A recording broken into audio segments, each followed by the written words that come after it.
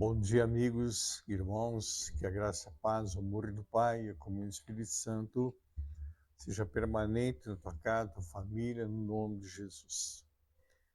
Hoje, quinta-feira, estamos aqui para mais um Maná. Espero que essa palavra tenha edificado a tua vida, tenha trazido crescimento espiritual na tua vida, na tua família, no teu dia a dia. Eu sei que o tempo é curto, mas eu procuro fazer deste momento uma ministração onde possa trazer uma mensagem simples, né? Sem texto teológico, né? Um tema teológico, uma palavra simples, palavra do dia a dia da gente, como Jesus também, porque Jesus era uma pessoa muito simples, querido. Jesus, embora, apesar de ser Deus aqui na Terra, ele era 100% homem, ele agiu como homem. E com todo o conhecimento que ele tinha, ele agiu de uma forma simples e humilde. Em questão dos sacerdotes, se julgavam doutores, melhor até que Jesus, né? E ele, na sua simplicidade, alcançou a multidão, contagiou por onde passava. Assim temos que ser nós, assim eu procuro trazer a palavra de Deus de uma forma simples e clara, para que a gente aprenda a não ser mais somente ouvinte, mas praticante da palavra. Eu quero dizer uma coisa para vocês, amados irmãos, essa palavra que eu tenho trazido tem transformado a minha vida dia após dia. Dia após dia. Tem transformado a minha vida. Eu, depois que faço a gravação, que vai para o ar, eu vou ouvir.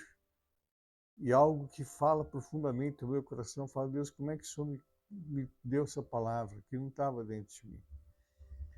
Então, se espere. Portanto, se inscreva no canal, deixa o teu comentário no canal. Se tem alguma coisa que tu quer que a gente passe para vocês, eu vou passar, tá bom? Vamos para a palavra. Hoje já é quinta-feira, já chegando no final de mais uma semana. Aqui no livro de Atos, ainda 9, que eu estou trazendo aqui, ó, voltei um pouco, porque alguns textos que eu pulei. Então, agora o último texto aqui, depois a gente vai ver a ressurreição de Dorcas, que é o último texto do livro, capítulo 9 de Atos, né? Quando chegou a Jerusalém, Saulo procurou juntar-se aos discípulos de Jerusalém. Porém, quando chegou em Jerusalém, Paulo procurou juntar-se aos discípulos de Jesus, aos discípulos de Jesus. Porém, todos tinham medo dele, não acreditando que ele fosse discípulo. Mas Barnabé, tomando-o consigo, levou aos apóstolos, contou-lhes como Saulo tinha visto o Senhor no caminho, e que o Senhor tinha falado com ele. Também contou como em Damasco Saulo tinha pregado ousadamente o nome de Jesus. E Saulo ficou com eles em Jerusalém, entrando e saindo, pregando ousadamente em nome do Senhor. Falava e discutia com os helenistas, mas eles procuravam matá-lo. Quando isso chegou ao conhecimento dos irmãos, levaram Saulo até Cesareia e ali enviaram para Tarso. Queridos, prestem atenção, amados. Quando alguém que, na verdade, ele não tinha Jesus, era uma pessoa completamente oposta àquilo que a gente espera de um evangélico, de um cristão. Evangélico, de cristão. Não tinha conhecimento de Jesus. E a conversão dele, o encontro com ele em Cristo, queridos, encontro com Cristo, encontro com Cristo. Jesus foi o encontro de Paulo. Por quê? Porque viu o coração de Paulo. Jesus, que, amados irmãos, Deus nos conhece antes de nós sermos um espermatozoide. Deus já nos conhece. Tanto é que o Senhor Deus chamou a Ciro, deu uma palavra profética para Ciro, em 300 anos antes de Ciro ter nascido. Então, nós precisamos entender que o mundo terreno ele é sombra do espiritual. Ele é sombra. Quando acontecem as coisas, tudo que a gente está passando aqui hoje já aconteceu é isso no reino espiritual há milhões de anos. Por isso que Salomão fala o que é já foi, o que é de vir já foi, o que é de ser também já foi. E nada é de novo, tudo volta, porque tudo já aconteceu no reino espiritual. Quando tu vê uma estrela caindo, né, que as pessoas chamam de estrela cadente, ela já se apagou há bilhões de anos, já se apagou. Então, o reino espiritual é muito mais real do que o reino que nós vivemos. Então, Deus nos vê e nos conhece antes mesmo da fundação do mundo. Ele já nos conhecia e já conhecia Saulo, né? Saulo. E sabia o que ele seria nas mãos dele. Que ele fala, nós vimos ontem, esse será para mim um instrumento. E o que serve um instrumento na mão um instrumento de trabalho na mão do trabalhador? Um instrumento de música na mão de um músico? Ou um instrumento qualquer instrumento na mão de um especialista naquilo? O que é? Tá certo? Assim foi Saulo, e assim somos nós. E Saulo, quando teve esse encontro real com o Senhor, houve uma transformação genuína e verdadeira, sem retorno mais. Então, por isso que eu fico, às vezes, queridos, com o pé atrás. Eu não digo que não vai acontecer, todos nós estamos falhos, todos nós estamos sujeitos, mas a pessoa que teve no altar, ministrou, foi usada por Deus, depois de um tempo você fala, o que aconteceu? Ah, fulano está afastado. Eu me afastei por causa Eu não posso me afastar da igreja por causa de pessoas, que eu também tenho defeito, e muito defeito. E Jesus jamais vai permitir que eu me afaste. Está dando para entender, queridos? É isso que nós temos que ter entendimento. E Paulo, quando teve esse encontro com Jesus, não voltou mais atrás, que é mais perseguido que Paulo foi. Os próprios, muitos que estavam com ele, que no ministério com ele, abandonaram, ele foram embora. Não suportaram caminhar com Paulo. Ele poderia falar, não, se fulano deixou, eu também... Não, querido, quando a gente se entrega para Jesus, não tem mais volta. Quem se entrega verdadeiramente para Cristo, não tem mais volta, querido.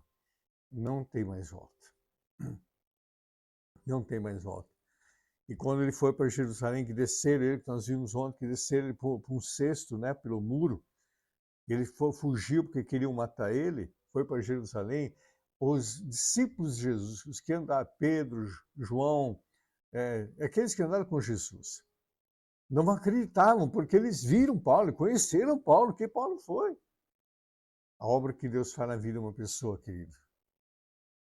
A obra que Deus faz na vida de uma pessoa deixa o mundo ao redor espantado.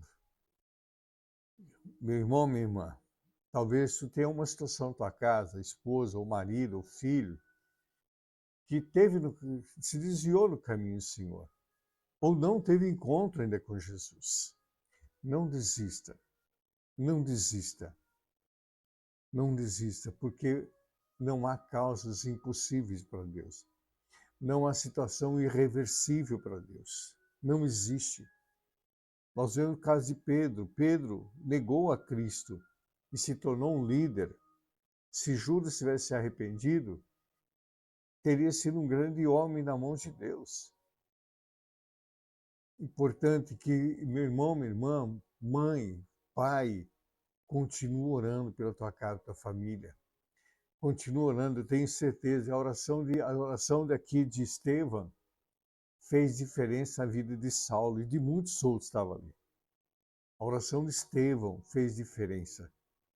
E a tua oração vai fazer diferença. E Deus vai fazer uma grande obra na tua casa, na tua família, que se tu contar, ninguém vai acreditar no que aconteceu. Que tu passou pelo que passou. Ninguém vai acreditar. Então confia, queridos, meu irmão, minha irmã, meu amigo, confia.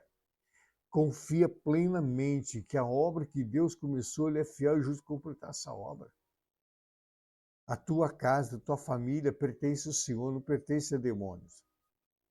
teus filhos, teus netos, teu bisneto, tua geração habitarão os céus e não o inferno. E eu vou liberar uma palavra na tua vida.